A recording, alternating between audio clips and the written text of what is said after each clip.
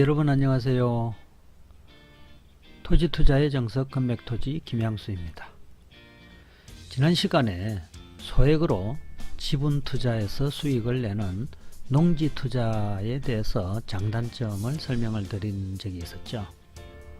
이번 시간에는 그와 비슷한 물건입니다만은 역시 이 물건을 가장 중요하게 판단할 수 있어야 된다라는 내용이 지난번 말씀드린 내용이 핵심이었는데요.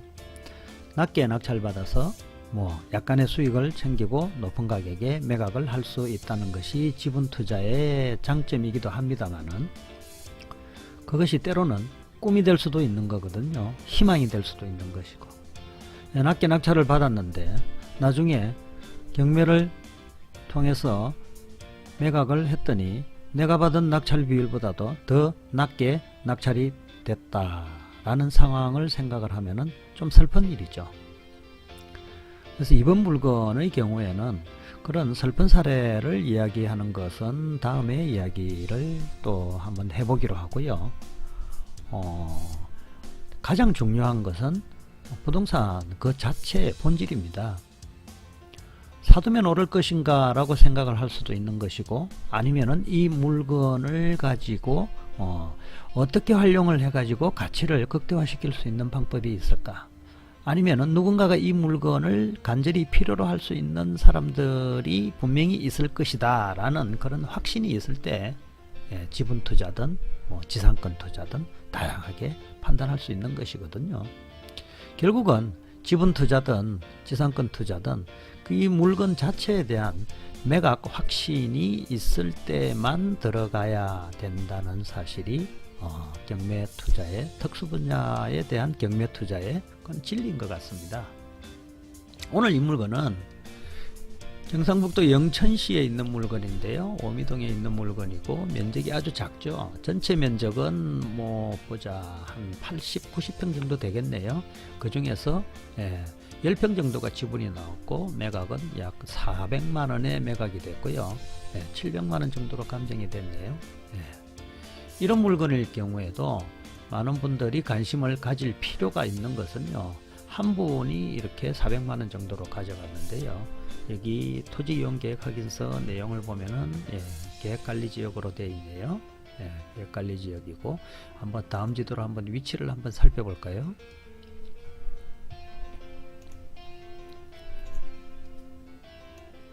위치를 보면은 전형적인 농가가 있는 곳이고, 여기에 또 공기업이 농업기술센터도 있네요. 마을이 있는 곳이고요.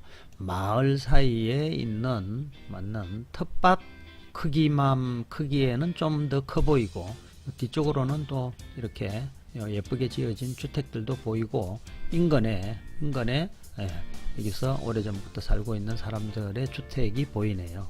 자, 여러분들 이 땅 보는 순간에 어떤 생각이 드세요? 땅을 잘 모르시는 분들도 마을 안에 있는 이런 텃밭 크기의 사이즈가 땅이 있을 때는요, 그래도 이거는 뭔가를 할 수 있는 모티브는 충분히 있겠다라는 생각이 안 드세요? 농사를 짓기에도 부적합한 것이 아니고, 또 주택을 짓기에도 아주 안성맞춤이라는 생각이 드는 거죠. 자, 그렇다면은 이 땅이 한번 볼게요. 과연 농사만 짓고 끝날 수 있는가, 아니면은 또 주택도 지을 수 있는가, 도로 부분도 한번 판단을 해봐야 되겠죠. 이 시간에 도로에 대한 이야기를 하려고 하는 것은 아니고요. 토지이용계획 확인서를 보면은 도로에 대한 정확한 이야기가 나오기는 나올 겁니다. 나오기는 나올 건데, 이 물건은 건축을 하는 데 있어서는 많은 분들이 여러가지 다양한 이야기가 도로로 인해 가지고 다양한 이야기가 나올 수 있겠습니다만은 그런 부분은 저는 별로 중요하게 생각하지 않고요. 자, 도로가 끊쳐 있네요. 끊쳐 있고 이쪽도 도로인데 이쪽은 도로가 끊쳐 있네요. 결론적으로 이 땅에는 이 도로가 소유자가 누구이든 간에 건축을 하는 데는 아무런 문제가 없다는 말씀을 드리는 겁니다. 사도인데 어떻게 그게 건축이 가능한가요? 개인 소유 도로인데 이런 말씀에 대한 것은 다른 기회가 있을 때 말씀을 드리는 게 좋을 것 같습니다. 오늘은 지분에 대한 이야기를 하는 시간이기 때문에요. 자, 계획관리지역이고 여러분들께서 생각하고 있는 가장 이상적인 주택을 짓기에 가장 이상적인 면적 정도에 해당되고 마을 안에 있는 토지고 또 실수요성으로 가지고 판단하기에도 아주 적당한 물건이고 기농기촌을 필요로 하는 사람한테도 이 물건을 매각을 할 수 있겠죠. 가장 중요한 것은 지분으로 된 물건을 낮게 낙찰받는 것이 중요한 것이 아니라 이 물건을 과연 내가 나머지 지분권자에게 협상을 할 때에도 내가 나머지 지분을 살 수 있을 만한 자신감이 있느냐. 그 정도 자신감이 있을 때는 과감하게 도전하셔도 되죠. 낮게 낙찰받는 것이 문제가 아니라 물건이 아주 양호한 물건이라면 낮게 낙찰받는 것 뿐만 아니라 높은 가격으로 낙찰받아도 상관없습니다. 왜냐? 가치가 있는 물건이라면요 당연히 내가 낙찰받아 오는 것이 중요한 것이지 낮게 낙찰받고 이게 중요한 것이 아니라고 저는 생각을 하거든요. 자, 이 물건을 취득을 하려면은 지분이지만은 농지 취득 자격 증명을 필요로 할 것입니다. 여기 적혀 있죠. 그리고 면적이 9평이고 지분인데도 농지 취득 자격 증명이 발급이 됩니까? 라고 질문을 하시는 분들도 있거든요. 당연히 발급되는 거고요. 면적이 작더라도 농업 경영 목적이 아닌 면적이 작더라도 주말 체험 영농 목적으로 농지 취득 자격 증명을 발급받을 수 있습니다. 자, 이분은 앞으로 어떻게 할지 기추가 주목이 되는데요. 400만원으로 9평을 낙찰을 받아서 나머지 지분을 가지고 있는 분들과 협상을 통해서 나머지 지분권을 사오든지 매수를 해오든지 아니면은 자기가 낙찰받은 이 땅을 나머지 지분권자에게 매각을 하든지 그게 안 되면은 역시 어떻게 가겠죠?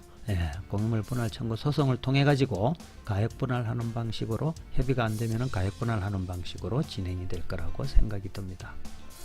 저는 이런 물건은 실수요 측면에서도 상당히 양호한 위치에 있는 물건이라고 생각이 들어서 투자를 하려면은 소액으로 지분 투자를 하려면은 적어도 요 정도의 매각 전략까지 확실하게 세울 수 있는 이런 물건들을 보는 안목을 갖추고 있다면은 그분은 충분히 소액으로 농지 지분을 투자할 만한 자격이 된다라는 말씀을 드리고 싶습니다. 자, 오늘은 지분에 대한 말씀을 한번 드렸던 것이고요. 다음 시간에는 지분 소액으로 잘못 투자해 가지고 손실을 보게 되는 그런 사례 한번 올려볼까요? 네, 지금까지 토지 투자의 정석을 이야기하는 건맥토지 김양수였습니다. 감사합니다.